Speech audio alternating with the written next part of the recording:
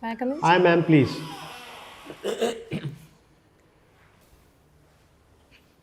Assalamu alaikum. Walaikum salam, please. Ma'am, बैठे. Thank you, sir. How are you, Fizza? कैसी हैं आप? Alhamdulillah, ठीक-ठाक sir, हो? I'm good. So let's start with your degree. Sir, What is the process of policy formulation sir, and policy implementation in our country? sir.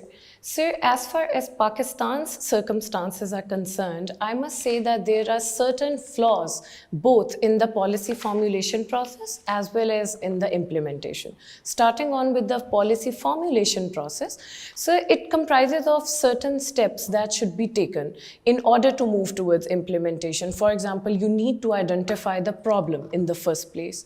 Then you move towards how to come about, how to take stakeholders on board and the relevant people, and then you search for the policy options. When you are scrutinizing the policy options, I must say that is one of the most crucial part in policy formulation, because taking your policy options and considering the given circumstances of the premises you are dealing in, that is very important. But unfortunately, I think over here in Pakistan, when it comes to taking out the plausible policy solutions, that is a bit problematic. So I think I believe that we need to focus more on how the local narrative is incorporated in the policy options through the accommodation of the public at large. So then, as rightly pointed out by you, you talked about policy implementation. So policy implementation too requires certain steps, just as policy formulation. For example, just coming up with policies and just drafting them for mere documentation purpose, I think is not sufficient. You need to bring about the usage of policy implementation tools, I believe, that in turns help in getting the required outcomes through policy implementation, sir. Thank you, ma'am.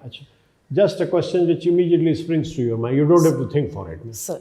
Can you name two policies in Pakistan's history which were resounding success and two policies which were abject failures? So number one, I would talk about the successes. I think the Green Revolution, the agricultural policies that were made in the 60s era, they were very fruitful for Pakistan.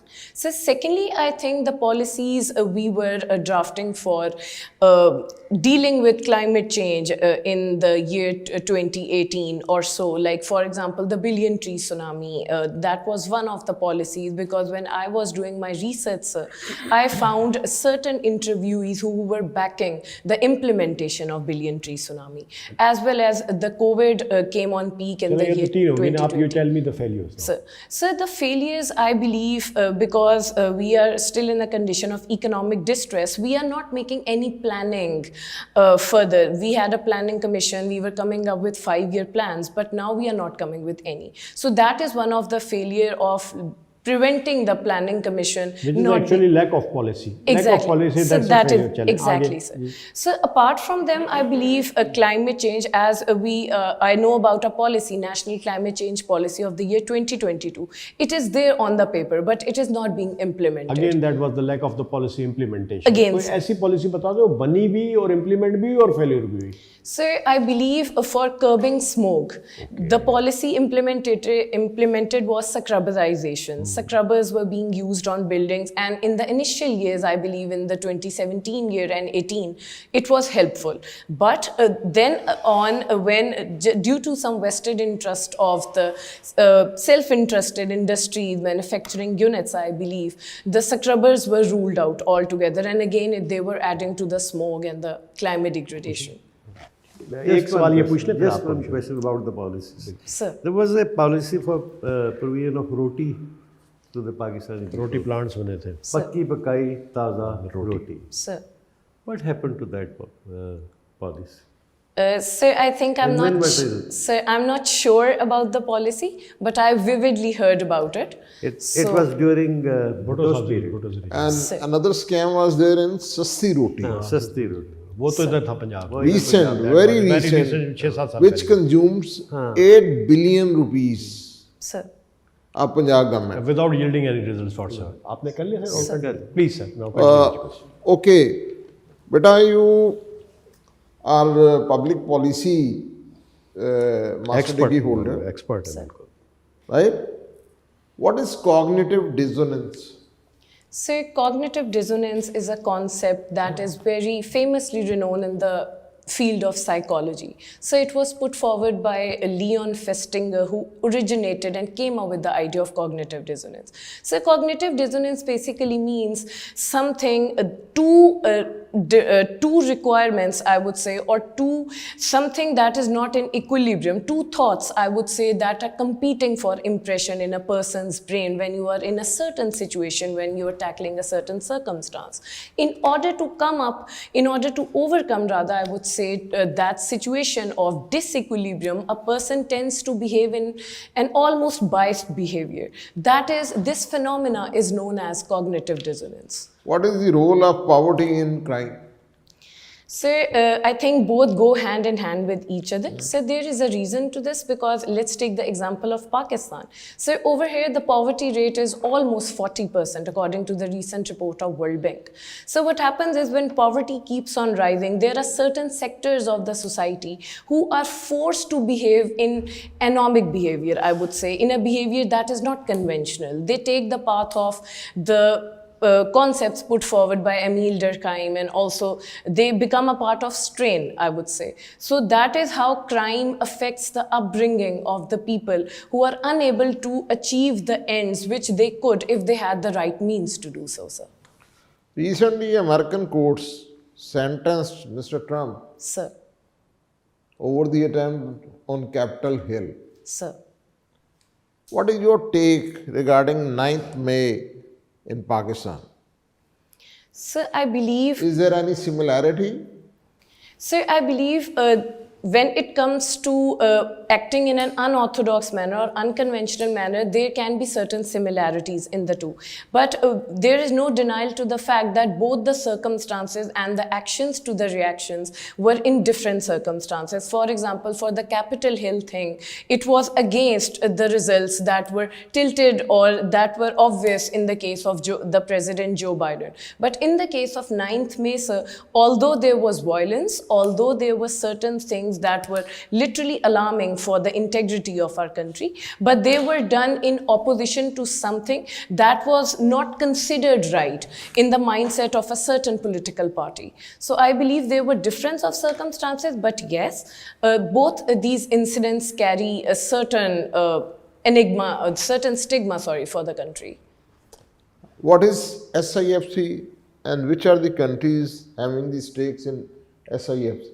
So SIFC stands for Special Investment Facilitation Council. So it is also termed as the one window policy for Pakistan. It's a hybrid convention that is put forward by both the civil and military in Pakistan. So the main primary actors in SIFC include many Middle Eastern countries, I would say, like it's Saudi Arabia, it's Qatar, it's UAE, who are trying to help Pakistan and also trying to make their stake in our country. What is the total quantum of investment from Qatar right now? So I believe it's almost in billions, but I'm not sure about the exact figure, sir, right now. Sir. Okay. Britishers were not successful in the south of India. Mughals. Sir.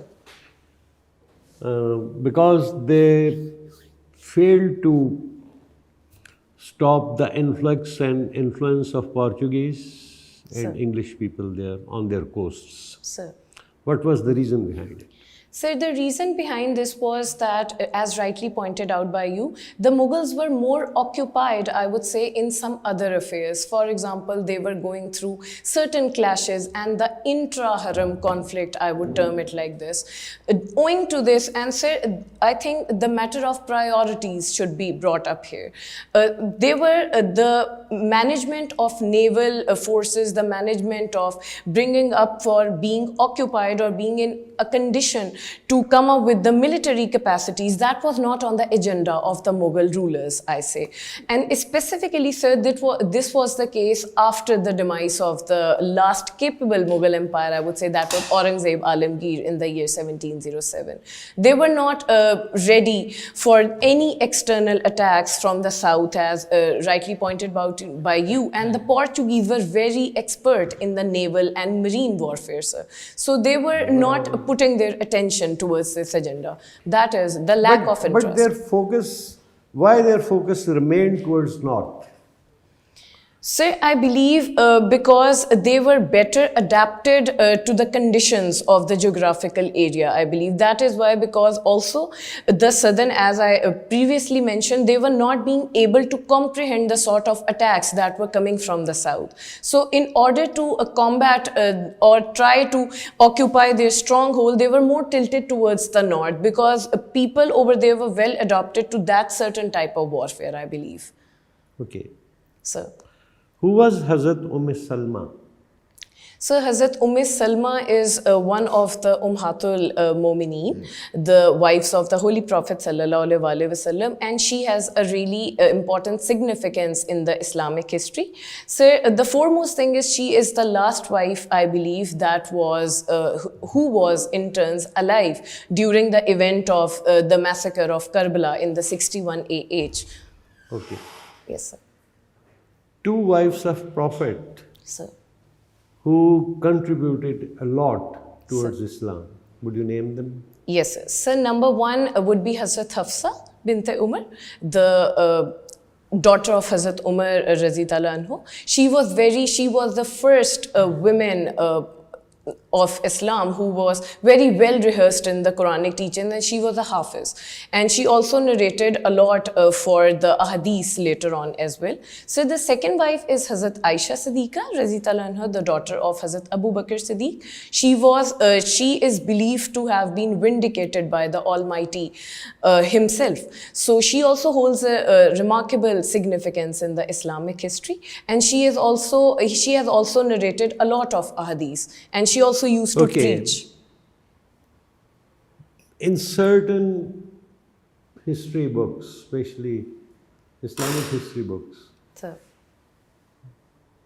there is controversy Sir. about the demise of which wife? So I believe, so I think I shouldn't be taking an educated guess over here, because it's a very sensitive topic. So I need to go through this thing, sir. You have not mentioned that the contribution of Hazrat Khatija. Why?